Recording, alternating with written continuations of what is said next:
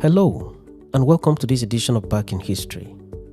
In Back in History, we take you back in time to the events that occurred in the historical past. In this edition, we bring to you the full text of the speech delivered by Tafawa Balewa, Nigeria's first Prime Minister, on the first day of October 1960, when Nigeria gained independence from Britain. Nigeria's independence was long anticipated. Several groups were formed in several parts of the country and in the diaspora with a view to raising awareness on the need to grant independence to Nigeria and allow the country to be governed by the indigenous people of Nigeria.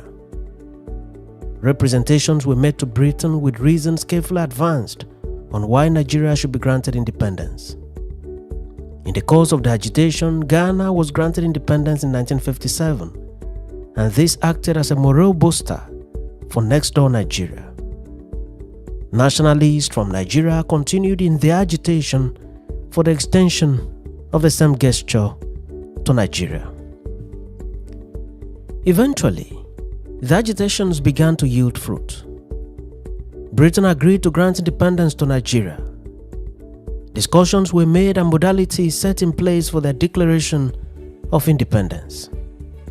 As at 1958, a date had been fixed for the official handover of Nigeria to Nigerian citizens.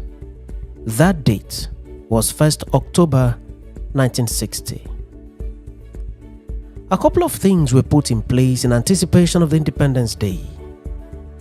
There was anxiety everywhere, and on the appointed date, Nigeria was officially proclaimed an independent country with Tafawa Balewa as the first Prime Minister of the new country. One of the events slated to take place at the Independence Day celebration was for an opportunity to be given to Tafawa Balewa to present a speech to the August gathering. Here is the full text of the said speech. Unquote. Today is Independence Day, the 1st of October 1960. It is a date to which for 2 years every Nigerian has been eagerly looking forward to. At last, our great day has arrived, and Nigeria is now, indeed, an independent sovereign nation. Words cannot adequately express my joy and pride at being the Nigerian citizen privileged to accept from Her Royal Highness these constitutional instruments which are the symbols of Nigeria's independence. It is a unique privilege which I shall remember forever, and it gives me strength and courage as I dedicate my life to the service of our country. He went on to say, "This is a wonderful day, and it is all the more wonderful because we have awaited it with increasing impatience, compelled to watch one country after another overtaking us on the road when we had so nearly reached our goal. But now we have acquired our rightful status, and I feel sure that history will show that the building of our nation proceeded at the wisest best. It has been thorough, and Nigeria now stands well built upon firm foundations."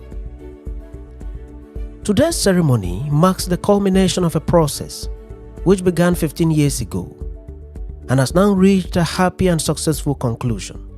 It is with justifiable pride that we claim the achievement of our independence to be unparalleled in the annals of history.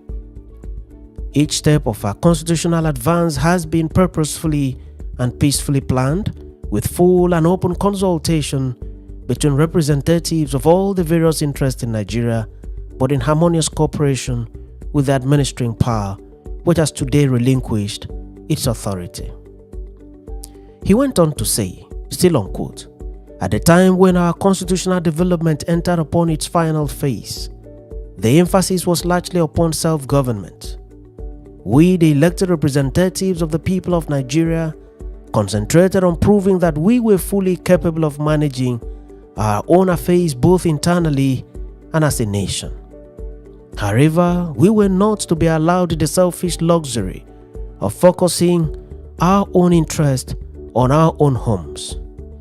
In these days of rapid communication, we cannot live in isolation apart from the rest of the world, even if we wished to do so. All too soon, it has become evident that for us, independence implies a great deal more than self-government. This great country, which has now emerged without bitterness or bloodshed, finds that she must at once be ready to deal with grave international issues. This fact has, of recent months, been unhappily emphasized by the startling events which have occurred in this continent. I shall not labor the point, but it would be unrealistic not to draw attention first to the awe-inspiring task confronting us at the very start of our nationhood. When this day in October 1960 was chosen for our independence, it seemed that we were destined to move with quiet dignity to our place on the world stage.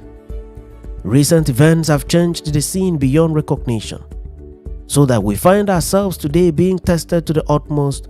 We are called upon immediately to show that our claims to responsible government are well founded, and having been accepted as an independent state, we must at once play an active part in maintaining the peace of the world, in preserving civilization.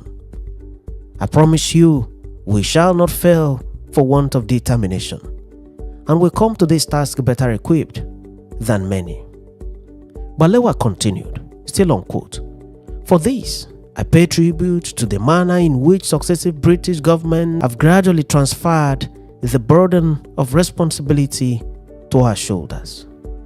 The assistance and unfailing encouragement which we have received from each Secretary of State for the colonies and their intense personal interest in our development has immeasurably lightened that burden. All our friends in the colonial office must today be proud of their handiwork and in the knowledge that they have helped to lay the foundations of a lasting friendship between our two nations. I have indeed every confidence that based on the happy experience of successful partnership, our future relations with the United Kingdom will be more cordial than ever, bound together as we shall in the Commonwealth by a common allegiance to Her Majesty Queen Elizabeth, whom today we proudly acclaim as Queen of Nigeria and head of the Commonwealth. Time will not permit the individual mention of all those friends, many of whom Nigerians, whose selfless labor has contributed to our independence. Some have not lived to see the fulfillment of their hopes. On them be peace. But nevertheless, they are remembered here, and the names of buildings and streets and roads and bridges throughout the country recall to our minds their achievements, some of them on a national scale, others confined perhaps to a small area in one division, are more humble but of equal value in the sum total. He went on to say, still on quote, "Today, we have with us representatives of those who have made Nigeria, representatives of the regional government, of former central government, of the missionary societies, and the banking and commercial enterprises, and members both past and present of the public service.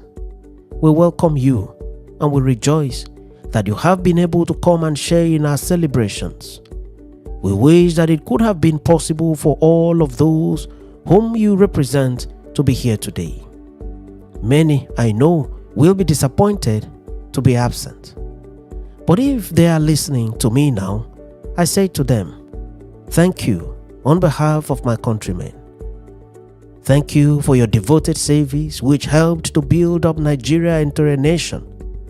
Today we are reaping the harvest which you have sowed, and the quality of the harvest is equaled only by our gratitude to you. May God bless you all. This is an occasion when our hearts are filled with conflicting emotions. We are indeed proud to have achieved our independence, and proud that our efforts should have contributed to this happy event. But do not mistake our pride for arrogance.